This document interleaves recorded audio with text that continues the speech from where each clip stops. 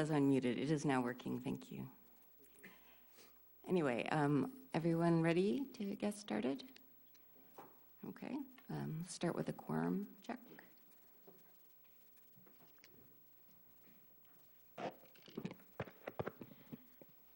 Thank you.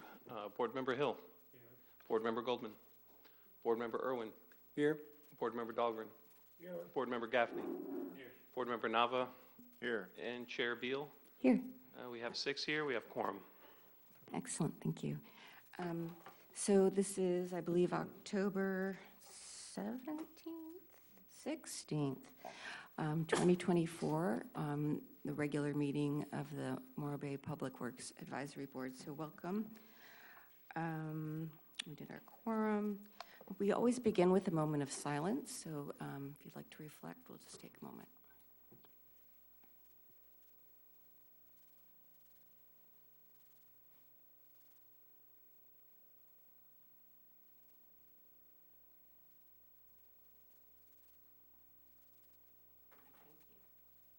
Oops, mic on again. Thank you. And then we would ask one of our fellow board members here to volunteer to lead us in the Pledge of Allegiance.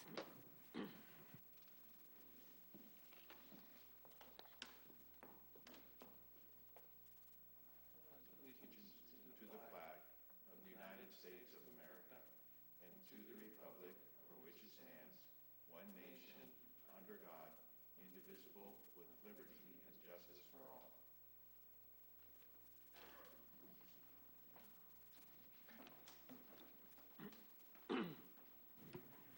Thank you. Moving on, do any board members have announcements?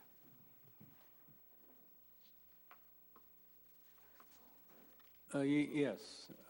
I attended the traffic forum this last month for Slocog and County. And they're looking to improve the zero deaths, I guess they call it. No fatalities, but so there was a lot of discussion about pedestrian safety. So there might be opportunities for the city to address that.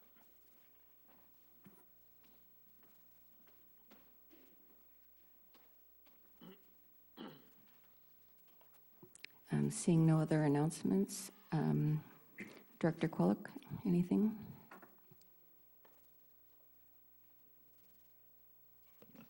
Thank you, Chair Beal. I do have a couple of brief announcements. First, I'd like to let the board and members of the public know that we do have some ongoing work along Main Street, and that work is to install fiber connections to the homes and businesses along Main Street. Almost the entire city has now been hooked up with fiber, or can now be hooked up with fiber, and a lot of that was done aerially using utility poles with minimal disruption to residents and visitors of our city. In the case of Main Street, we have an undergrounding district there, which means that all the utilities are underground, and that also means that as fiber is being installed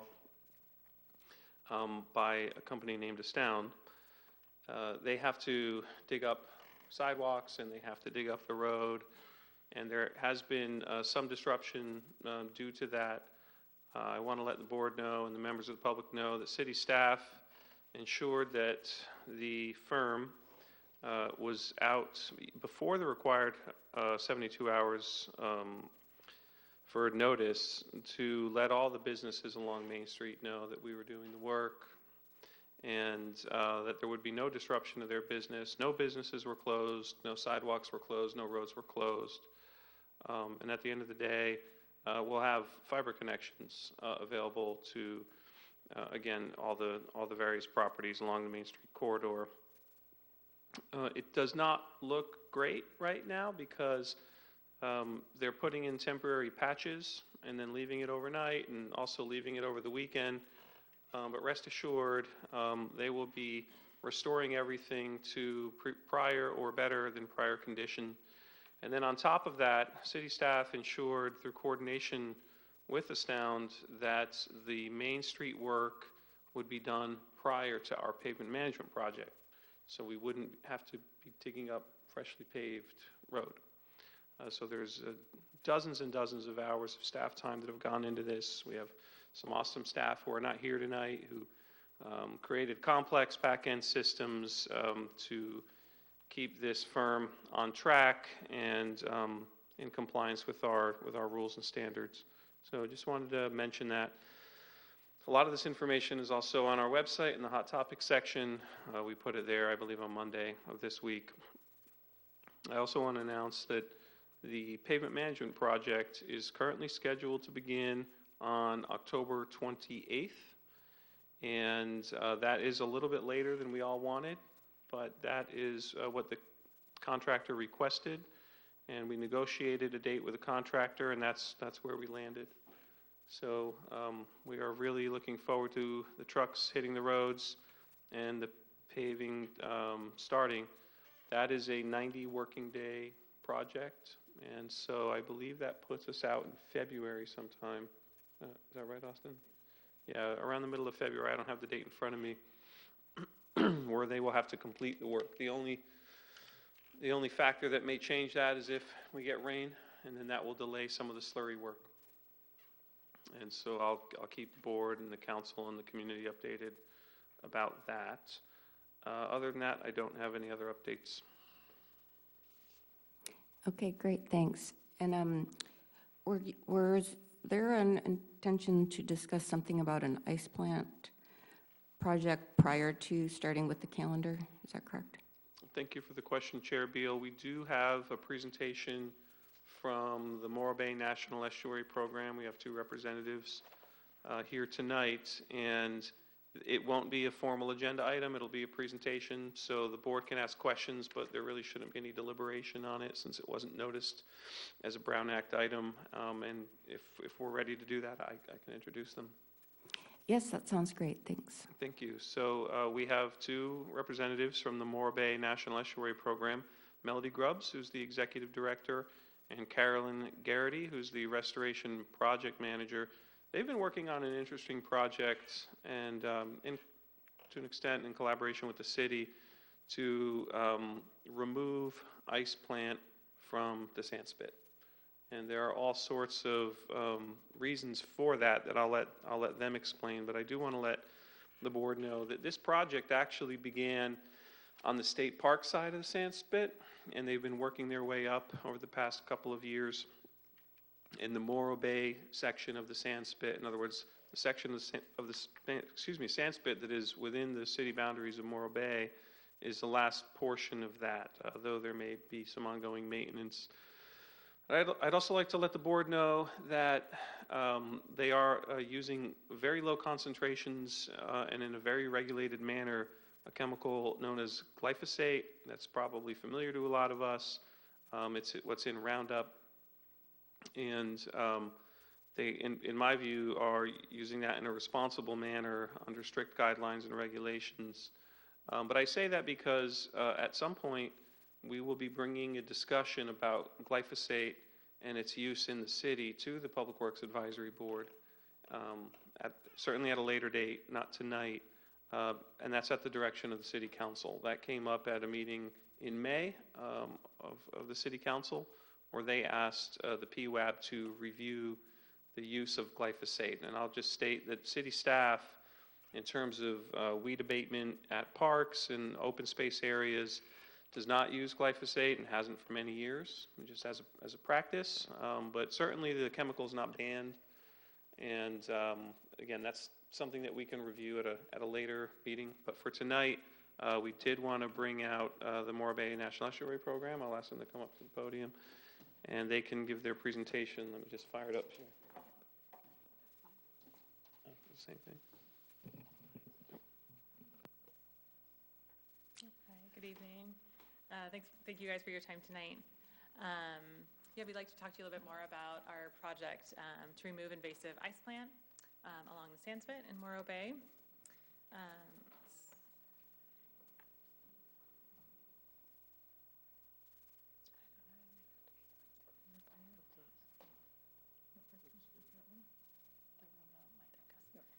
So our project goal is to control invasive ice plant along the sandspit to support dune resiliency for people and wildlife. So I want to talk to you a little bit about the importance of the dunes, a little bit about our project, and then our use of glyphosate for the project and a lot of the precautions that we're taking to use that. So why are the dunes important? So dunes help with coastal protection. You know, we have a nice barrier to help with storm surge, prevent structural damage. There's also a lot of critical wildlife habitat on these dunes, for example, snowy plovers nesting. There's also a lot of sensitive plant species, a lot of biodiversity. It's also a sensitive coastal resource, so it's one of the more intact dune systems in the state. And so having invasive ice plant, it displaces the native habitat that's on the dunes. It alters this habitat. It can make the soil pH higher. It can also lead to instability of the dune system for coastal protection. So that's some of the reasons why we are trying to treat ice plant on the dunes. So as Greg mentioned, the state parks have been treating ice plant on the southern part of the sandspit. So this project is looking at the city of Morro Bay portion of the sandspit. You can see in the black outline is the city of Morro Bay, and then the red area is sort of our primary treatment area. So in 2022, we mapped the vegetation on the site, and we pulled out the areas where there's ice plant. You can see there in red. And we had funding last year to treat 33 acres of ice plant, shown there in the blue outline. We also hand-pulled some areas of ice plant where it was next to the water's edge or where there was sensitive plant species. Right now we have current funding to go ahead and retreat a couple areas where there might be some small resprouts, and then to go ahead and move a little bit further north to finish off ice plant treatment in this area. So it's about a five-year project. Really, it's mostly like, you know, spraying 1 year and then coming back and targeting those retreatment areas. So this is a science-based project where there's extensive monitoring that's happening with this project, looking at native plant recolonization. It's also a partnership with UC Santa Barbara. There's a statewide collaboration to look at dune resiliency across the California coast, and also look at dune restoration. And so this is a case study site for that statewide project.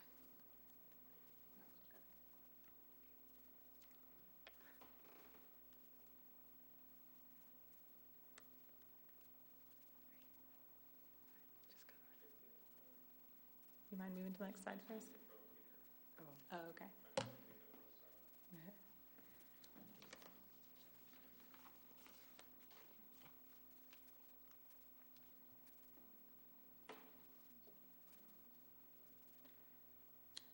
Yeah, I can keep going. Because we have slides. Yeah, I can go ahead. So kind of why are we using glyphosate for treatment? So this is really the only scientifically effective method of treating ice plant management in this sort of large-scale landscape setting. And it's the only chemical option registered in California that's effective at killing it. As Ben mentioned earlier, we are using a 2 to 4% concentration. If you went to Ace Hardware and bought Roundup, it's 40%. So it's a pretty low diluted concentration. And also has a relatively short half-life. And so, let's see. And then if you go to the next slide. And so it has been successfully used in the Morro Bay State Parks dune system. It's also being used in Guadalupe Nipomo dune system safely. So this project is really just trying to continue to that northern piece. Next slide. Okay, so in terms of alternatives, like there's some other areas that use tarping with plastic when there's like a large monoculture of ice plant. We've actually kind of treated all of the large monocultures of ice plant. There's also ESA listed threatened snails that are present on the sandspit. The areas that we have left have a lot of native plants that are interspersed with the ice plant. So that really isn't a feasible option for treatment right now. And then I mentioned hand removal. So we are using hand removal in areas where we're close to water or near sensitive plant species, but it's not feasible. The large amount of biomass that we have across the full sand spit. Wouldn't be feasible to do just hand removal. There's also sensitive archaeological sites and possibly of unexploded ordnances. So therefore, we think that the best practice is to use the diluted glyphosate with a number of precautions. And so I have a few additional slides talking about the precautions that we're using or that are part of the project. So we have extensively trained and licensed applicators that are used to working in these sensitive habitat conditions. They follow all the label uses. Next slide. There's precautions related to the type of application. So these applicators are using spot treatments. They have a backpack sprayer, as you can see in the photo there. They're not, like overspraying. They mix the herbicides in a parking lot to avoid any risk of spilling on the sand spit. We also have many caution signs out there to warn the public that the project's happening, to keep out of those areas until they're dry. And again, we're hand pulling in some of the more sensitive areas. Next slide. Additionally, there's a lot of precautions within our permits related to when it's used. So we aren't going to be spraying when it's wet weather, when there's also like very windy conditions. We also only apply it from March to September when we're outside of the snowy plover nesting season. And we also have hired U.S. Fish and Wildlife Service permitted contractors to survey for snails before we do the treatment. So there's no harm to the snails. And so my last slide is just going over the permits that we have in place. So we already have an approved permit from the State Coastal Commission, Coastal Development Permit Waiver. We have a permit from U.S. Fish and Wildlife Service related to the Morris shoulderman snails. And then also we had some funding from U.S. Fish and Wildlife Service. So we had permits for the National Heritage Protection Act and then another pesticide use compliance permit as well. So that's sort of the meat of the presentation. I think we'll take any Yes. questions. Any questions that you have? Yeah.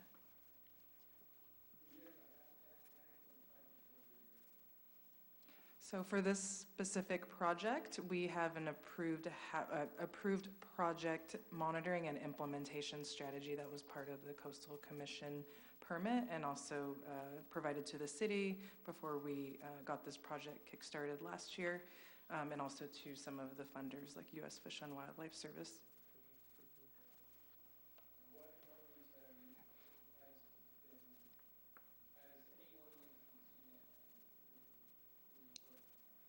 Oh, unexploded ordnance? No, but we always take that as a safety precaution given the historic use of the sand spit. State Parks has a protocol, and we do safety training for our staff and contractors just as a possibility. The sand dunes are very dynamic. Sand is meant to kind of flow and get buried, and yeah, it's just it's always a possibility given the historical use. So we just want to be careful.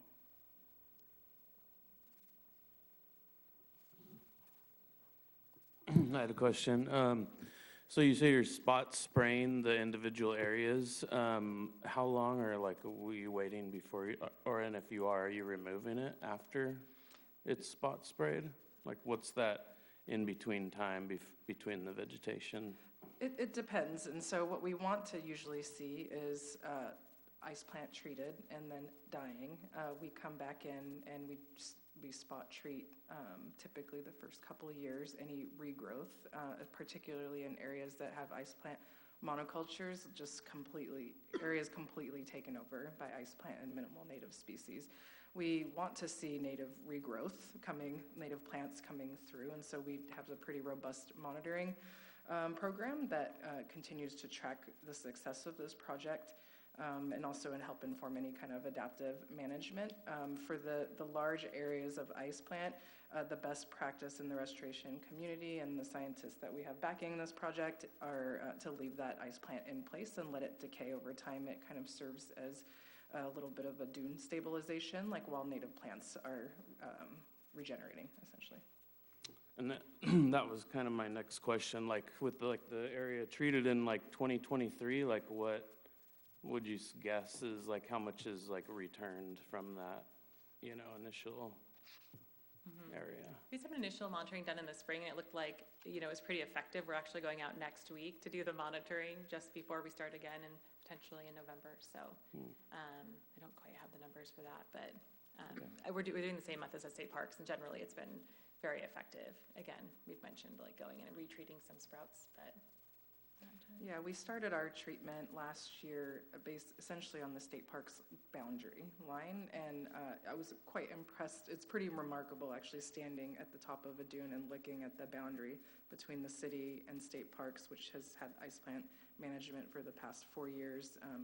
You can see a substantial difference in native plant recruitment and just general what a healthy Morro Bay dune system should look like.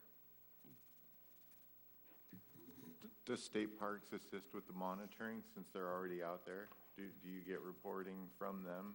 I know they're out there working with snowy plover fences. Yeah, we have a great collaboration with state parks. We helped supported their effort when they were doing invasive weed management on the southern portion of the sand spit. We share data to share data protocols, how we're collecting data to make sure things are transferable. And so, yeah, we have a good relationship with state parks. Is revegetation part of your project? It could be. So typically how these invasive species management projects go is they have a pretty robust monitoring component. And so we treat the ice plant and we go out there and collect data and see what's happening. And depending on what the data shows, if there's areas, especially those ice plant monocultures that ice plants really taken over the years, if those areas don't show native plant recruitment, then we would consider kind of reseeding with native plant species at that time. At this point, State Parks hasn't had to do that. It looks like the native plants, there's enough in the seed bank to be able to recolonize. So far that hasn't been the case, Go ahead, John. Will you be working north of the rock too at some date, or is your project only limited to this sand spit itself? This project is only listed to the sand spit itself. It's a possibility. I mean, Yeah. there's some invasive species kind of in the area that you're talking about, the beach to the Yeah, right. Spain. Yeah, there's definitely ice plant there. It looks like there's maybe been some, weed management at some point around the old power facilities. It's definitely a possibility, but this specific permit and funding and project is limited to the sand spit. Okay. Well, thank you so much. I just have one last question. Are your, I think best management practices, are those based on the permit you have from the Coastal Commission, or are there different practices that you employ?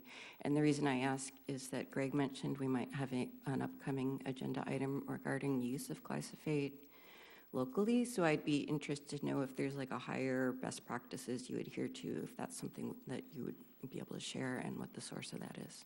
Thanks. So there's a variety of methods that can be used for ice plant management in a landscape kind of restoration habitat scale. Glyphosate use, this low concentrate, it is an effective method. It's cost effective, it works. You see habitat restoration happen a lot faster with this method. Carolyn went over a couple of the other methods, alternatives that are used across the state. This is by far one of the most common methods, but there have been projects involving tarping and/or hand pulling around sensitive species. Given this location and the amount of invasive ice plant that's present in the dunes, this was determined to be the most effective method. Yeah, sorry if I was unclear. I didn't mean the choice of your alternatives. I meant your best management practices. She's saying. Terms, like, are you applying the terms and conditions of your permit, or is there a reasonable and prudent alternative that you're applying? I just wanted to know what like, are you going just off the label instructions? Yeah, I think we have talked to other researchers who are treating ice plant, and then also the 3 permits that I mentioned had restrictions in there. And so most of the precautions that I mentioned are related to those permits. For example, like not applying under greater than 10 miles per hour wind, like no rain in the forecast. So those specific precautions, and then also the label use of glyphosate also has their own precautions as well. Yeah, So I think yeah. that's, I think she was mentioning, like, can we share some of that if, Oh, the precautions? Oh, most Yeah. definitely, yeah. Yeah. Like I just meant to the extent that you have like higher standards or practices, that it would be interesting just to know what the options are, not in whether to use the product, but in how to use the product. Right. Oh, most definitely. I will say from a restoration standpoint, the management of invasive ice plant is one of the more studied weeds in the restoration practitioner world. So there is a wealth of resources and literally hundreds of projects in a restoration context that have happened across the state. And so I think a lot of our input in what came into our restoration implementation and monitoring plan was supported by existing literature and other scientists working on projects like this. Great, thank you so much. And thank you for the presentation. It was really interesting, and we appreciate your work. Thank you.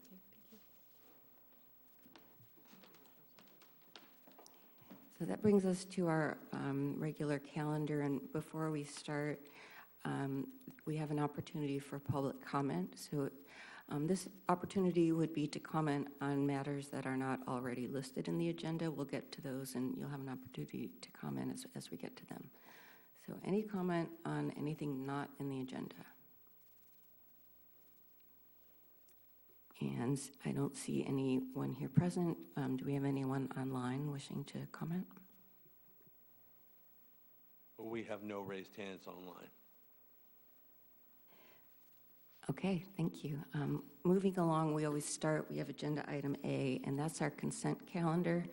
We have a number of different items that we combine, and we approve those as a group unless any board member wishes to separately discuss and approve any of the items. So has everyone had a chance to look at those items on the agenda? We're looking at A1, approval of meetings for the August 21st regular meeting. A2, approval of excused absence requested by myself. A3, approval of excused absence request for board member Goldman. Yep, those three items.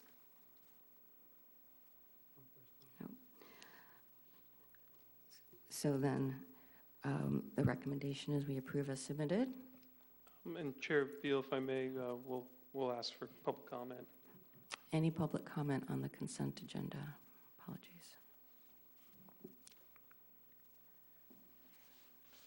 So do we have a motion to approve? Second? I'll second it. Very well. All in favor? Aye. Aye. Aye. Aye. And then moving on to our business items, we have, let's see, I'm sorry, Chair Beal, yes, did Board Member Irwin vote on that? Yes, I said aye. Okay, and Chair Beal did as well? yes. Thank you for the clarification. Sure. I'm just looking here, we have two business items. B1 has to do with our 2024 fourth quarter water reclamation facility report. And we would start with a presentation, if you have one. Thank you, Chair Beal. And before we begin, I would ask AGP to promote Anthony Simo as a panelist in the Zoom. And as Anthony is being promoted to a panelist, I'll just make a few comments. So the WARF quarterly report is a bit of a misnomer for what we're presenting tonight. In the past, for the WARF project, every quarter, the city's program management consultant, Carollo, would prepare a full report of the activities of the project in the prior quarter, including financial data, key achievements, challenges, updates to project schedule. And then we typically use this opportunity to review change orders or potential change orders or anything else like that, contract amendments. And this quarterly report is not quite that. This is actually the last report that we're planning on bringing to the Public Works Advisory Board and ultimately to the city council. And that's because the sewer plant has been completed and the contract for the conveyance lines has been closed out. And there may still be some discussion items there, but we certainly don't need to spend the time and resources on preparing a lengthy report. The other thing that's different about this quarterly report, it's actually not a quarterly report at all, it's a full fiscal year's report. So I had asked Carollo, rather than to continue to do quarterly reports every quarter when there wasn't a whole lot of activity, to wait until we get to the quarter where the two main contracts, again, for the sewer plant and for the the conveyance portion of the project to be complete, that we then do one summary report. And that way we wouldn't spend the money on 4 different reports. And so that's what they've done here. And so this report actually encompasses the full fiscal year 2023-24. And we do have Anthony Simo from Carollo who will present a portion of it. And then we also have Dan Heimel, the project manager for the indirect potable reuse project, who will discuss some updates as part of that project as well. So Anthony, are we able to hear you? Can you hear me? Perfect. It's working. Perfect, yeah. And let me just and get the then I presentation up. assume that- Hang on one sec. Yeah, exactly, I was gonna. Okay. I assume you'll share. It's yours. It's a okay, perfect. All right, hello, everybody, and good evening. Thank you for giving us the opportunity to present the last quarterly Public Works Advisory quarterly report that encompasses fiscal year 23-24 and the closeout of the Water Resources Center construction, as well as its associated lift station and offsite pipelines, also known as the conveyance facilities construction. The overview of tonight's report. Yeah, as Greg mentioned, we have a presentation that this quarterly report covers the entire fiscal year, July 1st, 2023 through June 30th, 2024. And you could progress to the next slide. Okay, yeah, and just a few other things. So just in case those who aren't familiar, this quarterly report does talk about the financials and spent to date and contract amount of the program overall, and major accomplishments for each component of the project, as well as change orders associated or contract amendments associated with the project. So we have just some construction updates that we, for each component, for the 2 components that I'll be presenting on, again, I'm presenting on the Water Resources Center and the conveyance facilities. We have a nice picture of the completed Water Resources Center site in the spring of 2023, after all the rain, so, or 2020, sorry, the fall of 2023. And the picture of the completed IPR pump station. So again, fully completed, contracts are closed out. And then a picture of pump station, sewer lift station B, again, completed as part of the conveyance facilities. Next slide, please. So, sorry, I had my slides mixed up earlier. Again, this PWAB quarterly report was submitted to the city on October 2nd, 2024. And again, it covers the entirety of fiscal year 23-24. And for the year-to-date spending for the program, for the entire life of the work program, we're at $145.2 million. And at this report, the next few slides I'll touch on the accomplishments and some challenges and upcoming activities that we have for the work program. So let's starting with the Water Resources Center construction. The design build contractor, Feedlot Galactic Beach, has completed all construction and punch list items, and that contract reached final completion in January 2024. Anvil, the contractor for the conveyance facilities, also has completed construction and has completed all of the punch list items, and final completion was, I think, in February 2024 or March 2024. Additionally, we have all phases of the ultraviolet disinfection testing required by the Department of Drinking Water for the Water Resources Center was completed. And that was completed by the city, Carollo, and Black and Beach. And with all that, the city, so that's the construction component of the accomplishments that the city achieved for those two projects. From a funding component of the program, the city had successfully negotiated the contract terms and conditions of an amendment for its low-interest state revolving fund construction loan. And that was for a total value of $21 million of low-interest financing available to the city. For the recycled water component of the project, which is the project that is currently in progress right now, the city has advertised a contract for an engineer. The city advertised for a contract for an engineering design firm, and that was awarded to Cannon Engineering and of San Luis Obispo. So they will be providing engineering design services for the recycled water pipelines, as well as permitting support and hydrogeological support services. And lastly, over this summer, the most significant level of effort that's been completed as of recently for the recycled water facilities is the archaeological and additional geotechnical investigations.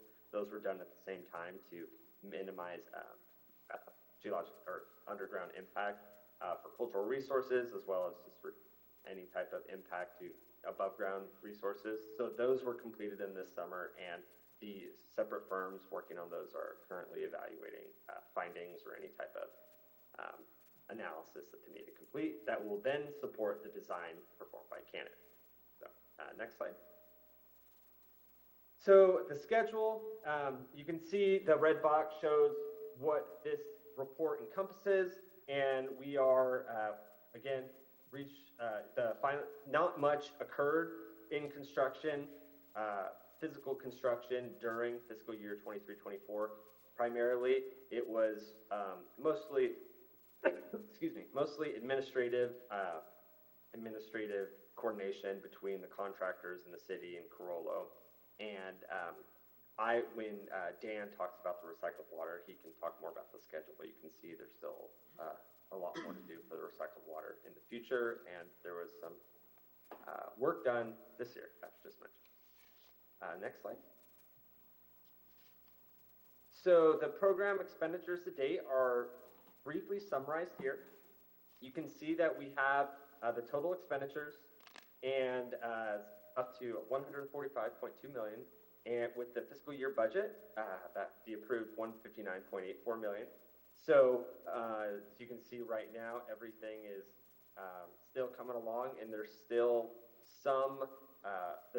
room in the budget, as well as work that needs to be done for the recycled water facilities. You can see there's a large portion that still is below budget on the RWS line item. Next slide. Okay, so the current status of our funding. So Carollo is supported the city through the Clean Water SRF, that's the CW SRF acronym at the top. Construction reimbursement for both Anvil Builders and FBB during construction of the conveyance facilities and the Water Resources Center.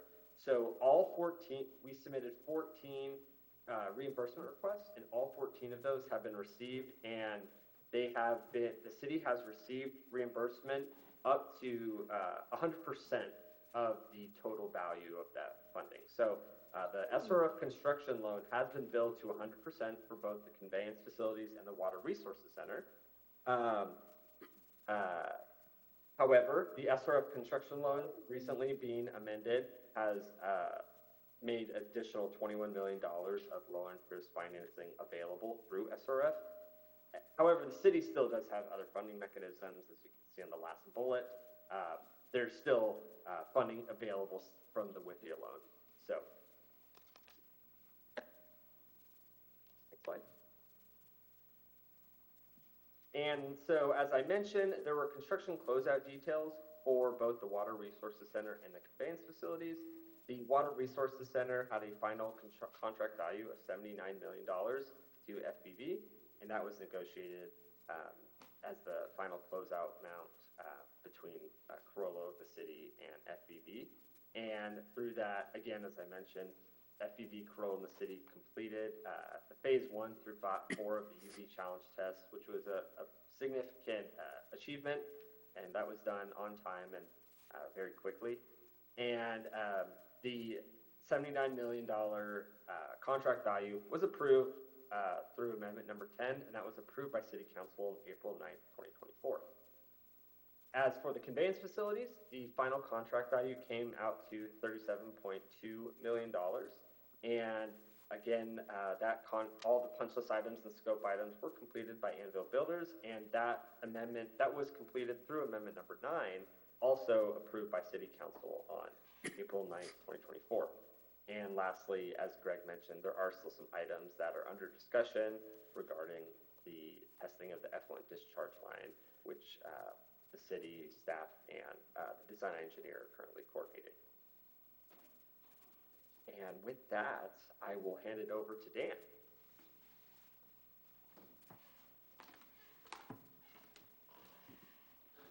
Thanks. Thanks, Anthony. Yeah, this is a new one. Quick update on the recycled water program. One of the significant accomplishments that occurred in fiscal year 23-24 was the archaeological testing that was completed in June of 2024. That was required testing that was required from the programmatic agreement that the city has with the State Historic Preservation Office, or I should say the EPA has with the State Historic Preservation Office for the WIFI loan. The results of that testing were negative for archaeological resources, so that's a positive finding for the project. And one of the things to highlight with that testing is the city was able to leverage that archaeological testing to also perform hydrogeologic testing at the proposed potential injection well sites. So by just extending the depths that testing was drilled to, the city was able to drill all the way down to the bottom of the basin and collect detailed lithologic or data or aquifer property data that will be useful in the design phase for the injection wells. And then, ongoing activities are injection well and pipeline design, and then CEQA addendum and NEPA document preparation necessary for the funding and financing agreements. And this is just a zoomed-in version of the schedule for the recycled water program portion of the project. As you can see by the red line, we're in the design phase. That phase is projected to extend through mid-2025, at which the project would go out to bid, with construction initiating in late 2025 and then completing at the end of 2026.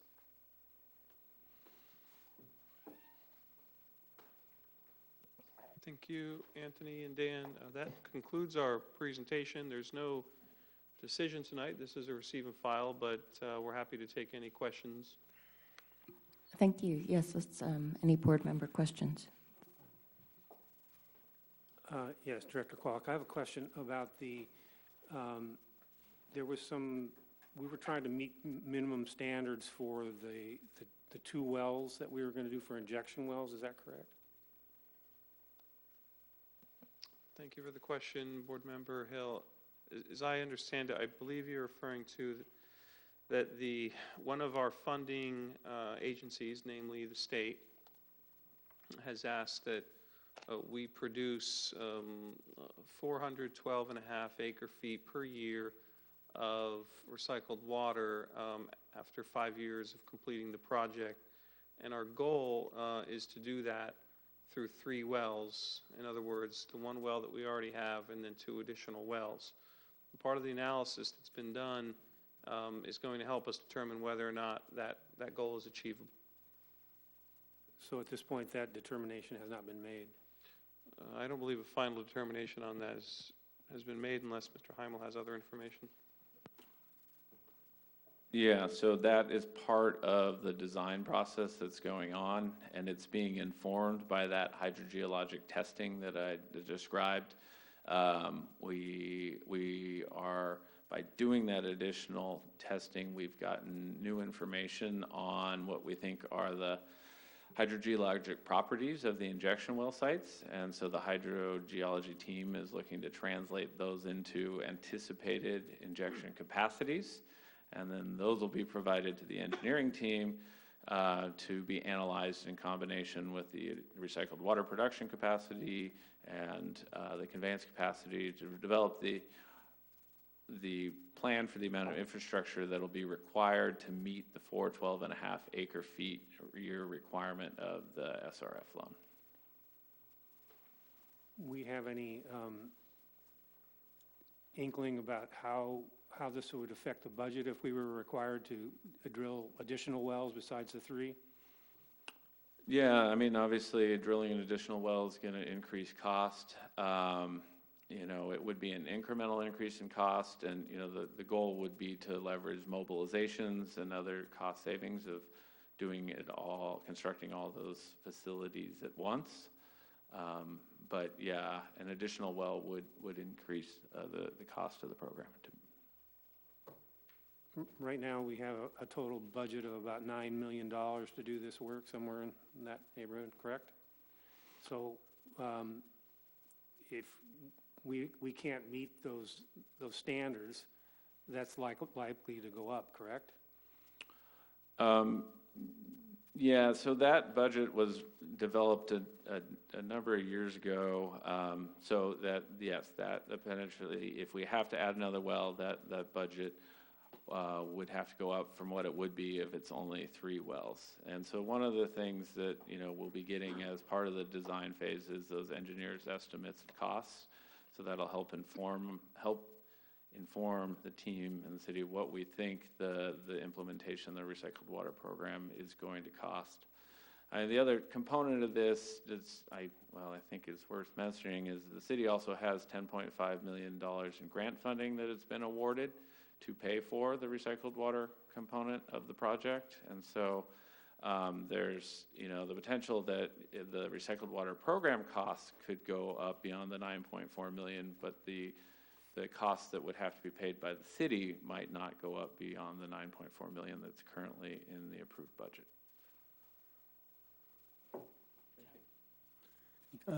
I have a question about how does this funding for the recycled water facility, are we required to use that water even if it's more expensive than if we, say, had state water available? Thank you for the question, Board Member Irwin. It's a little bit of a gray area.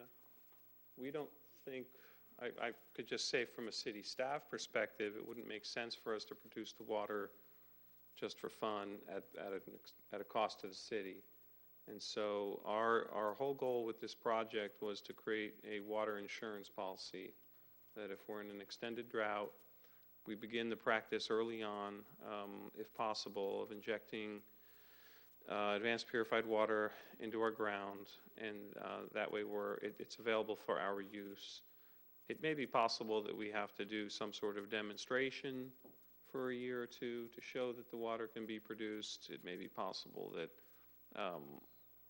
we just have to build the improvements and show in some way that through some formulas that it can achieve the minimum requirements. It may be the case that when we're finished, there is an extended drought and we're going to have to inject the water anyway. So that is something that we intend to explore with the state when that time comes. You know, right now, you know, asking those questions of the state might just muddy the waters. We're really hyper-focused on getting the project done at this point. Thank you. Yep.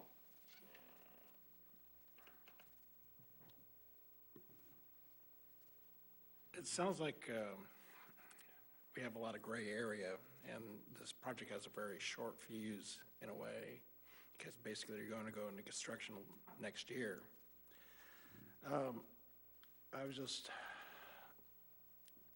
I guess some of the questions that I had was already answered.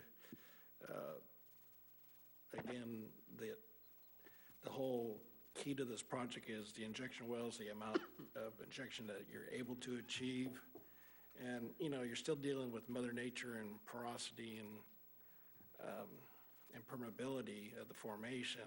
And these bore wells are basically spot checks throughout the formation. And I'm just still concerned about, we go in, we drill these wells, and then later on we need to drill a fourth one, and then maybe even the possibility of a fifth one, just to meet those minimum requirements. And I just was wondering if we have enough contingency built into the program to make sure we cover all our bases. Thank you for the question, Board Member Dahlgren. I would just characterize it differently. The intent of the initial studies that we're currently going through right now is to be able to make a decision how many more wells we need to drill, whether it's 2 or 3 or something else, with the understanding that our intent is to install the minimum number of wells. So once we determine that number, then we go to construction all at once. We want to avoid any kind of situation where, you know, we want to install 2 wells for the budget's sake, then we later discover that we need to install an additional well. That is exactly the sort of scenario that we don't want. And so for that reason, we're doing these studies up front during the design phase. In terms of contingency in the budget, our budget on, how do I want to say this? The budget as planned originally didn't necessarily account for all of the revenue that we'd be looking at potentially. Well, we got a $10.5 million in grant funds. We now have an additional $21 million at our disposal, subject to City Council consideration and loan funding. And so it's true that our expenditures may go up depending on what these studies reveal and how the engineering looks at solutions based on what the studies show. But as Mr. Heimel said earlier, you know, if the cost of the wells goes up $2 million, but we get $2 million of grant money that we wouldn't have had otherwise, then it's sort of a wash. And so I would say we don't have that much money in budget contingency, remembering that budgets are a plan. And right now we plan to spend $159.8 million. It's possible that they may go up. Our goal would be to correspondingly increase the revenue budget so that there's no impact, or we'd want to minimize the extent to which there's an impact to our city's ratepayers. I know the reason why I was asking is because early part of my career I was in production group, and we've had lots of very smart people, reservoir engineers, geologists, geophysicists, that they go in, they choose a lot of well locations. Of course, this is oil and gas, different scenario. And some of them just come in as dusters and abandonments or low producers. And I just want to make sure we're covering our bases. I appreciate the comment, Board Member Dahlgren. It can be a frustrating situation. We can't reach our hand down, unfortunately, and grab whatever's down there. And we have to go through these processes. And you're right. It's very possible that there may be a boring location that turns out not to be very ideal for these sorts of things. We're doing the very best we can to ensure that the locations that we ultimately select for the permanent wells are going to be the most productive for us. And if I could just add, I mean, that was really one of the primary intents of extending the archaeological testing to the full depth of the basin, is we were able to collect that aquifer data that on a typical well project you wouldn't really get to collect until you've mobilized the full-scale drill rig and you've designed the entire well facility. And so by doing that, what we called like pre-design or pre-drilling, we now know which are the best sites of the 8 sites that we tested, are focusing design around those sites so that we can, maximize the injection capacity we can get out of the smallest number of wells that we can put in.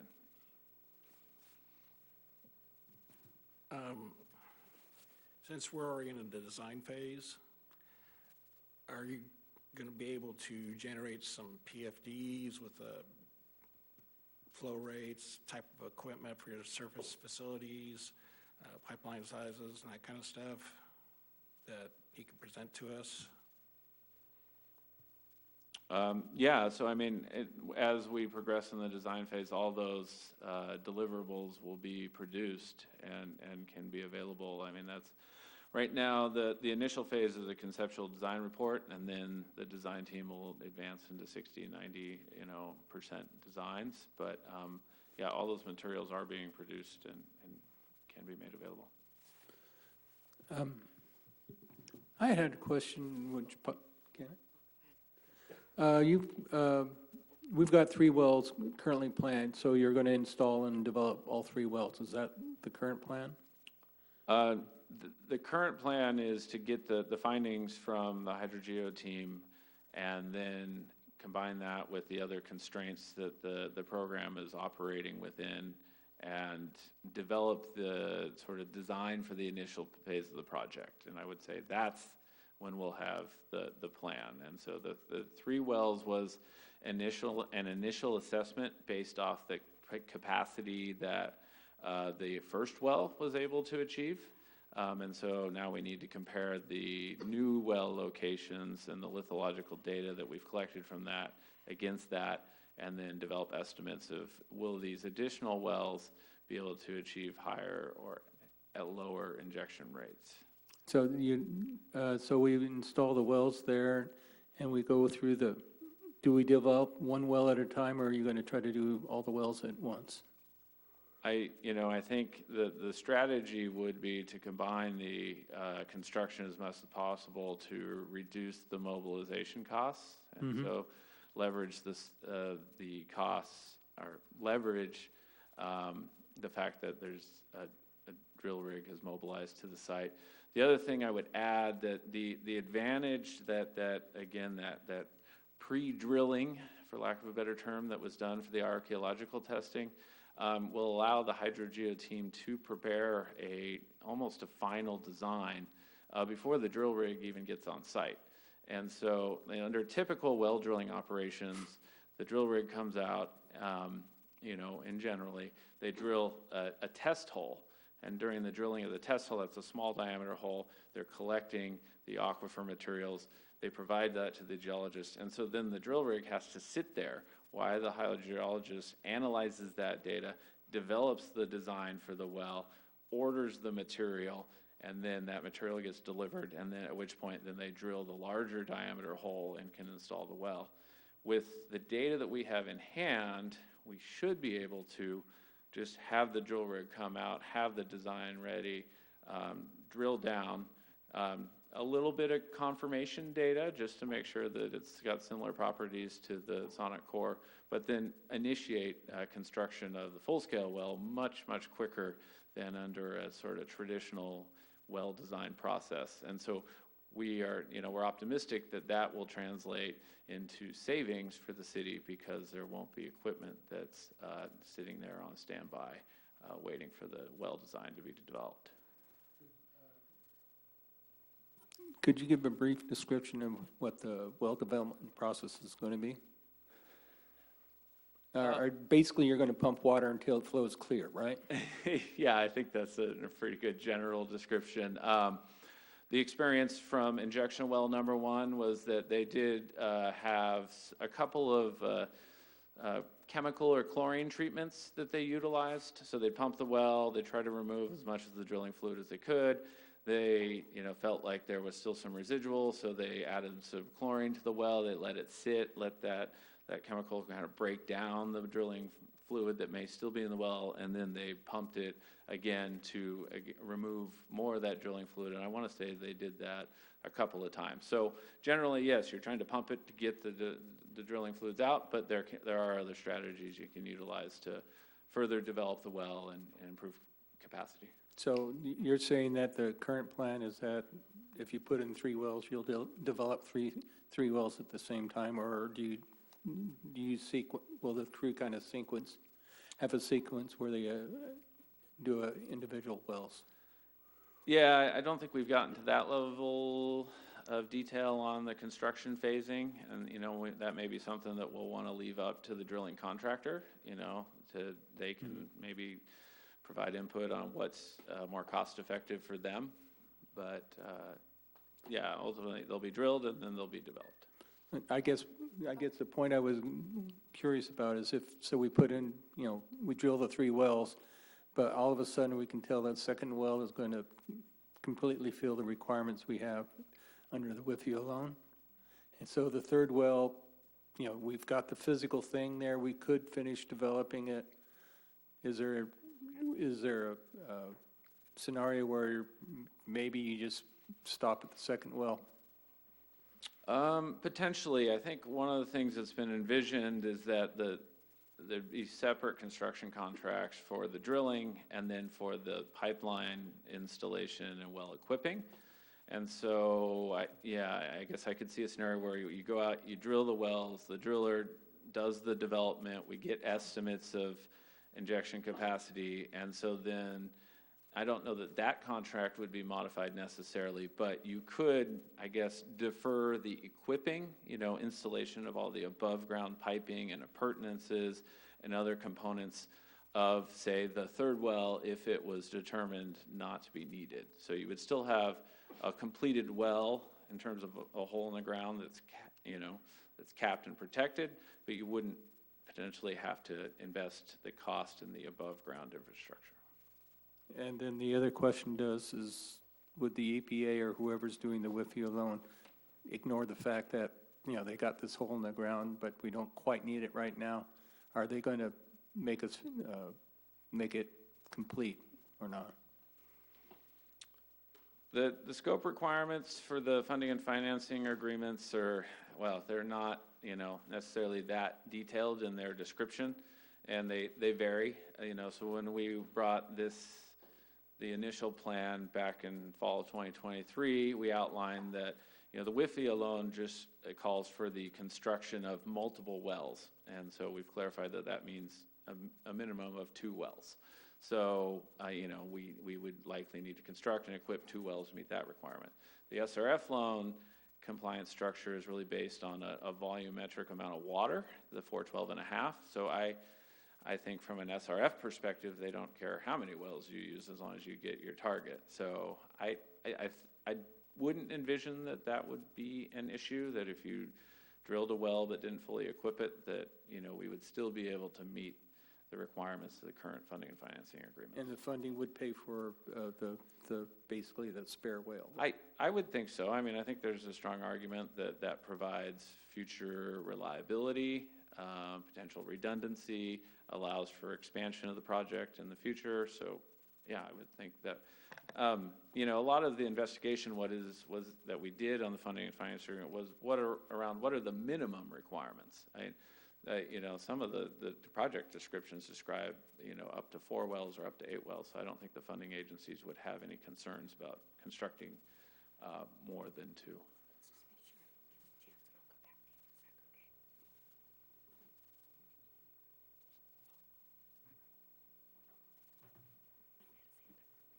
Okay, and then the last question, which there were some strata with contamination, is that right, in the area that we're drilling? Not in the areas that were drilled for the injection well sites. There was no contamination detected. And, you know, I mean, the primary, obviously, investigation was focused on archaeological and hydrogeologic data, but yeah, no contamination was identified. Okay, so it is there's screening of injection wells is not going to be an issue from what you're saying then? Not that we're aware of or anticipating. Okay, thanks. Thank you. I checked around. I think you've answered all our questions. We really appreciate your time. Thank you. Thank you. At this time, if there's anyone in the public that would like to make a comment on this agenda item, you're welcome to come forward. I don't see anyone in the audience here. Is there anyone online that would like to make a comment? Chair, there are no raised hands in the queue. Okay, thank you. We don't have an action to take here, board, but if there's any discussion you would like to have, we can do that now. No, looks like we're ready to move on. I think we've done our work on this one. Thank you. Appreciate that, Chair Beal. And so our next presentation is about the 2024 pavement rehabilitation project. And we do have Mr. Joe Reary from Pavement Engineering.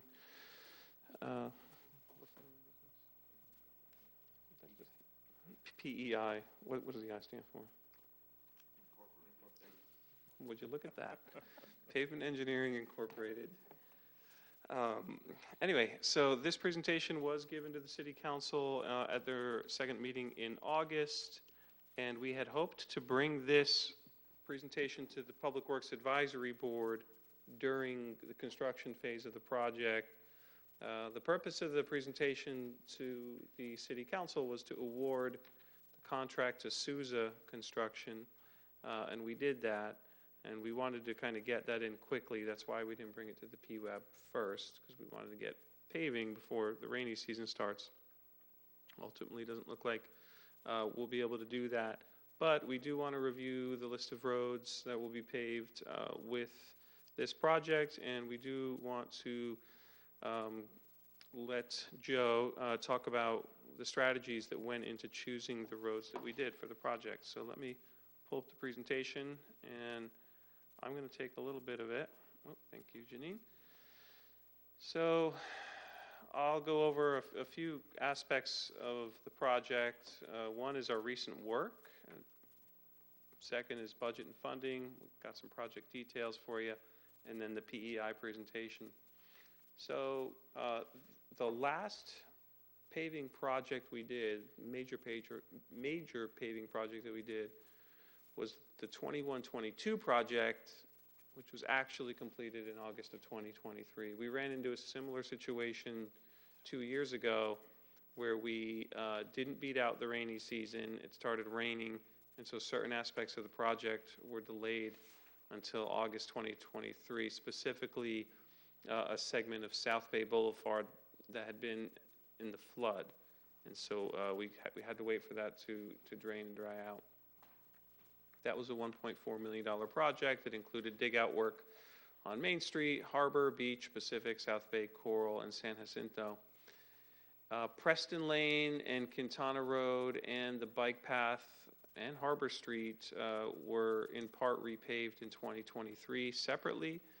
We had a parking lot rehab for the police station as well as the Lila Kaiser parking lot rehab in earlier this calendar year in 2024. And then we also did 3 different contracts for small targeted paving jobs, and they were around $60,000 each. One was in the Radcliffe neighborhood this year. One was focused on Greenwood, Bolton, Laurel, and Cuesta, and one was on Jamaica, Panorama Island, and Tide.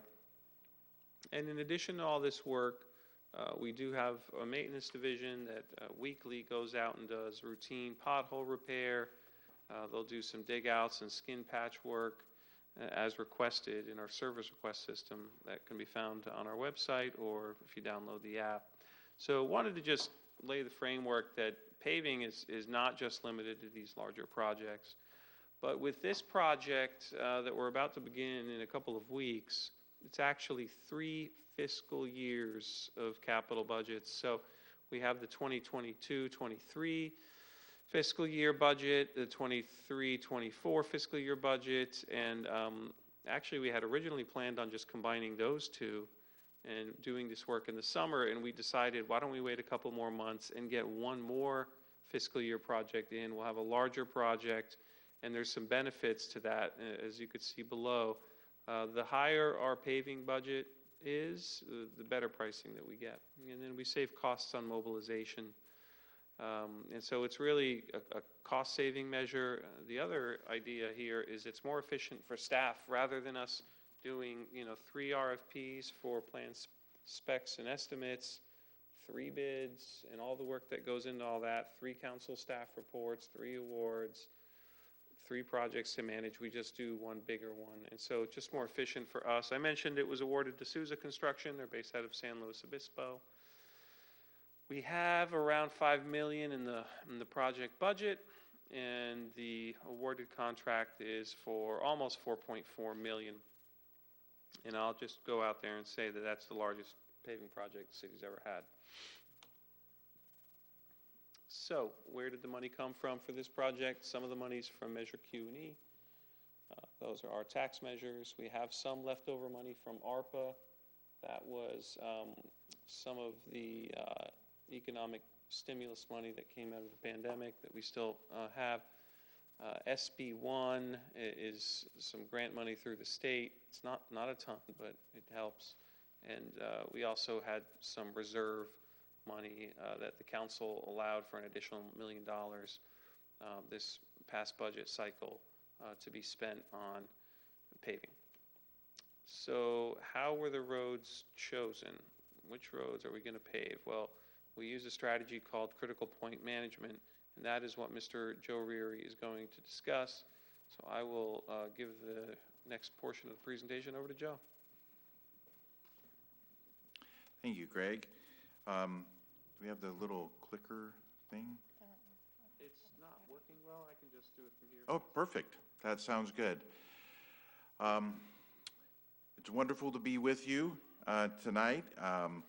We get to talk about one of my favorite topics, and that's pavement. I have some goals that we expressed to the council and that we are going to be trying to cover in tonight's presentation, and they involve just giving you some background on pavements, just so that we're all on the same page and we're thinking right. We're going to go over some pavement management principles to help you understand how the streets were selected, and then go through an assessment finding, because one of the things that we were just contracted to do was to evaluate all of the different streets and come up with a pavement condition index, and so I'll be reporting those findings tonight too. Reviewing budget findings, and then go over some recommendations. Okay, so Pavement 101. When we talk about a pavement, it's important to understand that there are 2 forces that we're trying to control. The first is what is the pavement being built on? What kind of soil soil or subgrade is there?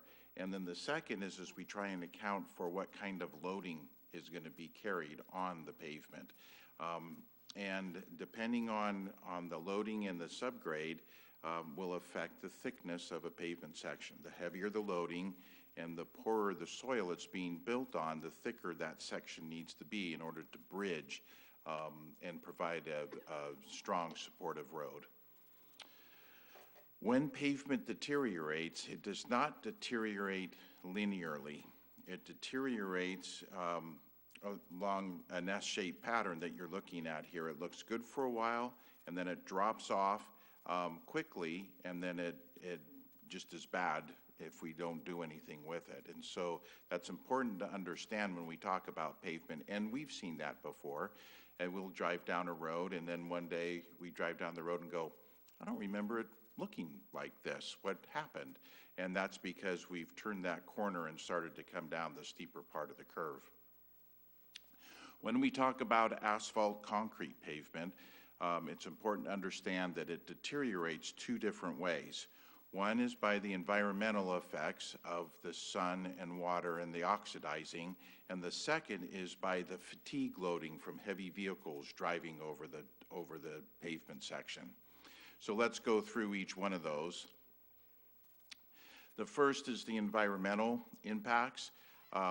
We need to understand that. We need to understand how that asphalt is put together. It's a lot of different size aggregates that's held together with a binder. And that binder in the early days was asphalt, and so that's where it comes from, asphalt concrete. But now we use an engineered oil that will allow to act as the binder, and it helps protect it and perform within different temperature ranges. And so that binder and holds all that aggregate together, but as the sun beats down on that matrix, it begins to burn the volatiles out of that oil. And as the oil gets, or the volatiles are burned out, the oil begins to lose its mass, or the binder loses its mass, and it starts to shrink. And as it starts to shrink, those cracks begin to start forming. And then as it shrinks more, the cracks will form more, and then pretty soon water is starting to get down through the structure and into the base and into the subgrade, causing the deterioration to accelerate. So that's environmentally what's happening on the pavement. If we were to talk about the loading or the fatigue of the pavement, that's illustrated by this slide. To help people understand the impact of heavy vehicles, we took a vehicle that people are familiar with, the Tesla Model 3 in this case, and we said how many Tesla Model 3s are equivalent to different size large vehicles based upon their axle, the number of axles that they have. So a typical 2-axle truck or large panel van is equal to about 442 Tesla Model 3s. And it's important to understand we're not talking about the busyness of the road. We're talking about the weight and the load that road is having to carry. All the way down on the bottom of the slide, you'll see a fully loaded 5-axle truck is equal to almost 15,000 Tesla Model 3s. And that means that every time one of those big trucks that's delivering to Vaughn's is the equivalent of 15,000 vehicles going by in terms of pavement life that it has consumed. One of the things I like to point out, and I pointed out to the council, is the garbage trucks. Many of our roads were designed for one garbage truck trips per week, and then we thought it would be a good idea to collect green waste and recycled waste, and so now separately, and so now we have 3 different garbage truck trips per week that are going around and impacting the life of the pavement. So again, environmental and loading and fatigue are the 2 ways that they deteriorate. These are different pictures of different types of distresses. The first on the left is a picture of what we refer to as weathering or raveling. It's the loss of fines from the top of the structure. So as water runs over the top of it, or as traffic runs over the top of the pavement structure, the fines start to wear away, and it'll start looking coarser and coarser, and that's because the fines have been washed off. Over time, we talked about the pavement beginning to lose mass and begin to shrink, and one of the first places it shrinks is along the paving joint. That's a weak plane that occurs during construction, and when it shrinks, the pavement begins to shrink, it cracks at that great big longitudinal joint or the paving joint. And then it'll shrink in transverse, and you'll see that in the second slide, longitudinal and transverse cracking.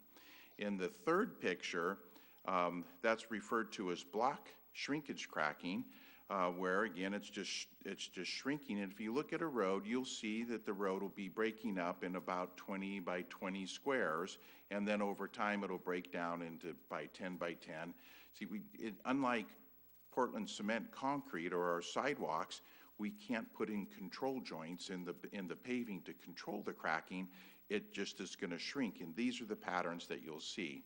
The fourth picture is is a loading type of a distress, which is, we refer to it as alligator cracking. It's when the pavement has been flexed and flexed and flexed, and all of the tensile stresses along the bottom have started to reflect back through and up through the surface. So the first three slides are all environmental distresses, and the fourth one is fatigue, which means if you were to build a road, and then it never saw a heavy vehicle on it, it's still going to deteriorate, and it's going to exhibit the same kind of distresses that you'll see in the first three photographs. So with that background and understanding that pavement exhibits different types of distresses for different reasons, we use that information to go out and measure what's called a pavement condition index, or a PCI for short. And it's been used since World War II. It was used by the Army Corps of Engineers, or developed by the Army Corps of Engineers, as a way to be able to express what the condition of their runways were. And we've adapted it and used it nowadays for roads. And so most cities throughout California and throughout the nation know what their pavement condition index and we can talk to each other about that. It's a scale from 100 down to 0. 100 is brand new pavement, no distresses, nothing wrong, and then down to 0 just means that the pavement life is all used up. Right now, Morro Bay's average PCI is at a 60. And if we remember that deterioration curve, that's putting you on the steeper part of the curve, which means that your pavements are at risk because they're going to deteriorate faster. Let's keep moving. For the analysis or the assessment that we did, we looked at not just those 4 distresses, but we looked at 8 different distresses and quantified them, visited every single road, took sample areas, and quantified a separate PCI for each one of the streets. In the next slide, this is just an example of what 100 PCI would look like. It's a brand new road, no cracks. Next slide is an 85. We're seeing that weathering and raveling on the surface, and so it's rougher, but no cracks have started to form yet, and that's considered about an 85.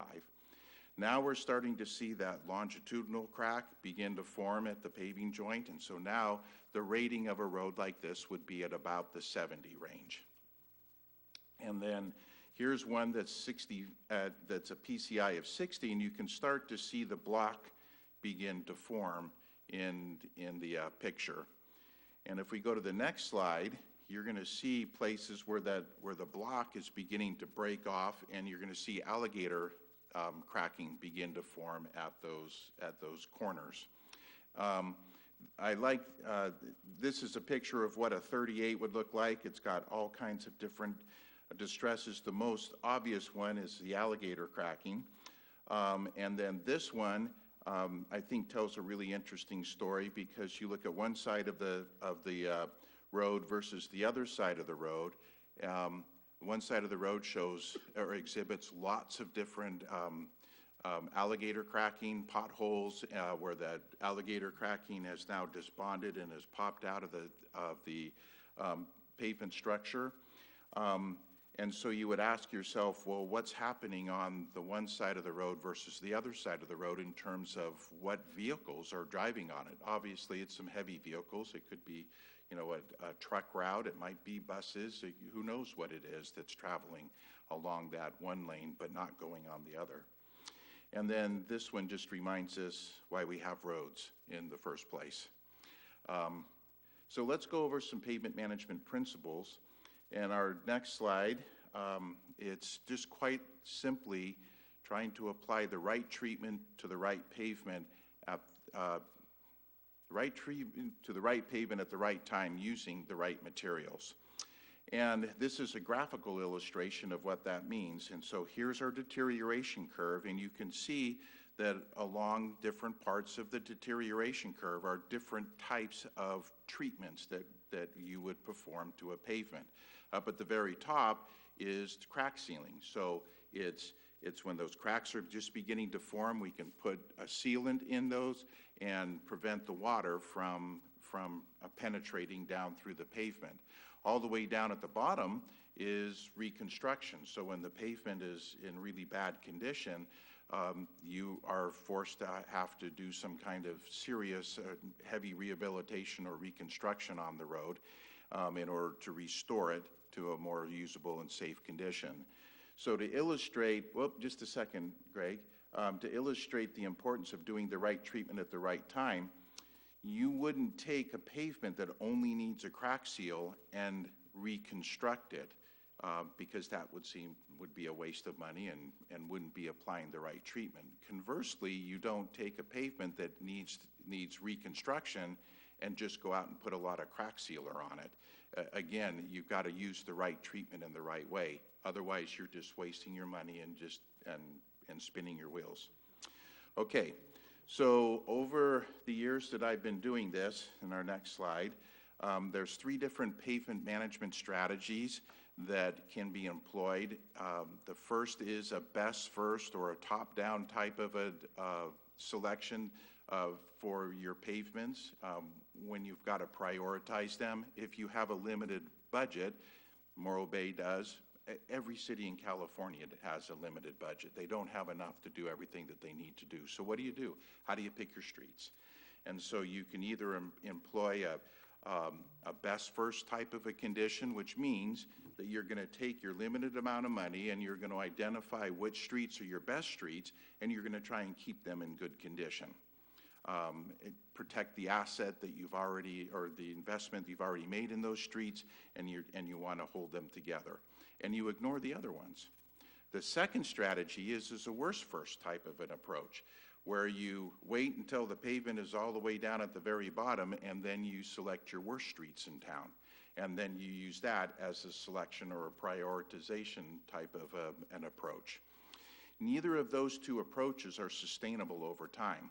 The first one, if you just focus on your very best pavements all the time, you're going to end up with a gap because you'll have a bunch of good pavements, and then all the rest of the system will be down at the bottom of the scale. And so you're going to have good pavements, you're going to have bad pavements, and that's not going to work for you.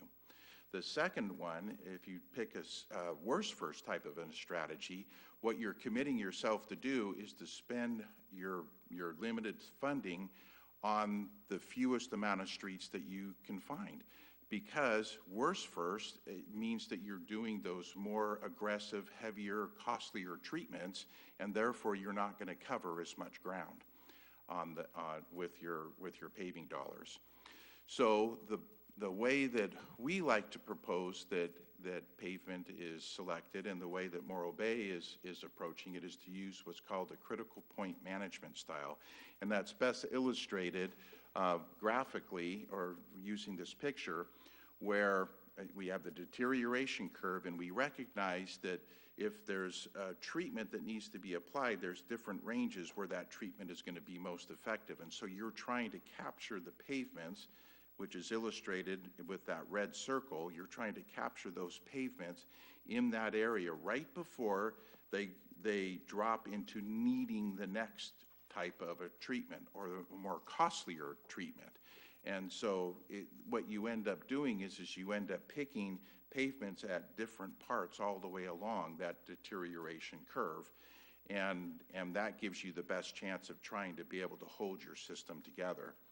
The next slide will show you why that's really important, because you can see the dollars associated with each one of those different ranges of cost. So when you're up at the upper end of the deterioration curve, this is per yards cost, so you're spending just a few dollars per square yard to do more of a light maintenance type of a treatment. But you go down into the next heavier maintenance treatment, which would be more aggressive dig outs and perhaps doing some kind of a chip seal or a cape seal over the top of it. You're now looking at $26 to $28 per square yard. And if you go all the way down to the very bottom, where you would be more in the worst first category, If you were selecting streets in that range, then you're talking, $200 to $300 per square yard is what you would be spending in order to be able to improve those pavements. And so again, you're trying to capture the pavements just right before they fall into costing more money, which keeps them in better condition and extends the pavement life. So let me review with you what we've found from our assessment. The City of Morro Bay manages and is responsible to maintain 53.5 centerline miles, or 8.6, 8.7 million square feet of pavement. The system-wide average PCI is a 60. This is the average. You've got ones better, you've got ones below that. But the replacement value of your street asset, we'll call it, is $207 million. That's just the pavement. That doesn't include sidewalks, signals, all the other stuff that might go with it. It's just if you had to remove and replace your pavement section, that's what the cost would be. Here is the system, or our findings, broken down by functional classification. And the 60, if you look at it, your arterials, or your more used streets, are at a 66, your collectors are at a 61, and all your residential streets average out to a 58. Because we've been involved in the previous systems, we put in another slide here, the next one, where we can look at the different, what's been happening from 2020, 2022, and then 2024 to the overall pavement condition for each one of those different years, and looking at each one of the different functional classifications. And as you can see, there is the trend is just a steady decline. Every year, it's getting in worse and worse condition. This is how the system breaks down over a 10-point spread. So the bulk of your pavements are at the between the 80 down to about the 41 range. That's where your pavements are. You don't have very many down in the really bad part of the pavement condition index. In other words, 20 and from 20 down to 10 is about 2.8% of your system or streets in that area. And then in our next slide, this is showing by picture and using different colors the condition of each individual street, or where it falls into, whether it's in excellent condition or good condition, fair condition. So what you're seeing is a lot of yellow in here. That's fair condition, and that falls right in line with the graph that we just saw. If you go to the next slide, Greg, it kind of zooms in. So this is North Morro Bay, and you can see how streets are breaking down there. And then if you go to the next slide, you'll see South Morro Bay, and how those break down as well. And then in terms of funding need, because that's really what it comes down to, we ran various scenarios depending on what the condition was, and we ran it out over 5 years. And let me call your attention first to the purple line, which is right in the middle. So if the city wanted to maintain their existing 60 PCI and say we're good with that, and we just want to maintain it at 60 for the next 5 years, the cost would be $4.5 million per year. If you wanted to increase it by 5 points from a 60 to a 65 over 5 years, that's the blue line just right above it, and the cost to do that would be $7.5 million per year. The green slide is really helpful in terms of understanding what you have with your pavement system, and what it's doing is it projects if you were to take care of all of the backlog of all of your deferred maintenance, and then what would it take to maintain the system. If the City of Morro Bay could invest $56.5 million. That would take you up into the mid-80s. And then over 5 years, by expending $2.1 million, you'd still be right at 78 or right about 80. You can kind of see that if your pavement is in better condition, it doesn't cost as much to maintain it. And that's an important observation that you need to make. The red line at the bottom is if you spent no money at all, what can we expect about the deterioration of our system? And over the next 5 years, if no money is spent, the system will deteriorate from a 60 down to a 48. And the orange line just looks at current funding and how much the city is able to put towards their streets, which is estimated to be at $1.36 million per year. And you can see that that still isn't sufficient to be able to improve the roads. It's going to continue to deteriorate over time. So what do you do about that? Well, the first thing is update your pavement management system, make sure it's got the right histories in it. You can see that it's a helpful tool to be able to convey what can be very complex information to people in a simple understanding way. What's the pavement condition index and where does that fall in terms of its condition? The next thing is it's recommended to look at a multi-year plan. Depending on whatever amount of money is available, look at a multi-year plan, because then that allows you to be able to plan further ahead, work with utility companies so that they can take care of their work that needs to be done and aren't going to be cutting into the street later. But it allows you to be able to plan and put together projects that might be similar in nature in terms of the types of treatments that you're going to be doing, again, being more cost effective. When you have limited funding, focusing it on your most critical assets, the most used assets are probably the best thing. I realize that and hear all the time about, well, my street, the street I'm living on, looks terrible, but we want to, it's a tough call, but focusing on your arterial system is what you're really needing to do. And with Morro Bay, they were at a 66, your arterial system, where the average of your system was only at a 60, so they already are focusing on that. Leveraging grant funding and then considering other additional funding sources are other things, recommendations to be looking at in terms of what do we do about where we're at. That finishes it. Thank you so much, Joe. And I thought I had a slide in here showing which roads we're going to be working on this year. So let me just pull that information up, and I'll kick it back to the chair. If you want to start going through questions while I pull that information up, we could do it that way. Sure, thank you.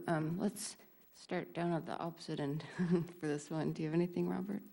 I don't. I've gone through the list, and with the color organization that was presented, it really helped me to verify some of these streets are red on the plots that you had there. That's very helpful to see those colors. Yeah, thanks, Ian. I guess I just have more of kind of a comment, and so it seems like Greg said that it's going to be like $4.5 million this year, which is the highest of Morro Bay ever. Mm-hmm. And it seems that, according to the data, that's going to basically bring us to where we were last year, to keep us where we're at $4.5 million, where we have to constantly put a minimum of $4.5 million to maintain our current pavement. I guess there's got to be a better way. There's got to be a more sustainable practice for feeder streets. I know quite a bit of better alternative products, but I guess that's just really my comment. It seems like we're in a race where all three methods don't really work, and the future of pavement and cities should go a different route. That's my comment. I do have a question. You know, since we're looking at a top-down maintenance program, when do some of these other streets, these residential streets that are deteriorating, when do we actually start bootstrapping them up? So Chair, if I may, I'd like to pull up, is it F5? It's not showing up. I'd like to pull up our list so we can talk about it, because we are actually addressing some of the streets that are red this year. Just not sure why it's not coming up.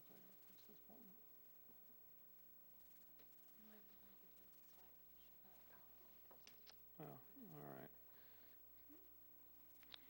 Maybe we'll go with a couple more questions while I get it in the PowerPoint. Hang on. Okay, I don't think Derek had his question answered. Do you need him to repeat it? So what, part of the answer is showing the list of streets and showing that we are addressing some of the deteriorated streets. But I'll just need a minute to get that into the PowerPoint. Apparently, there's no other way to present it. If I could interject, one of the things, the city doesn't subscribe the top-down type of a selection of streets. It's using that critical point management style. So we're trying to select streets from each of the different categories, or those red circled areas.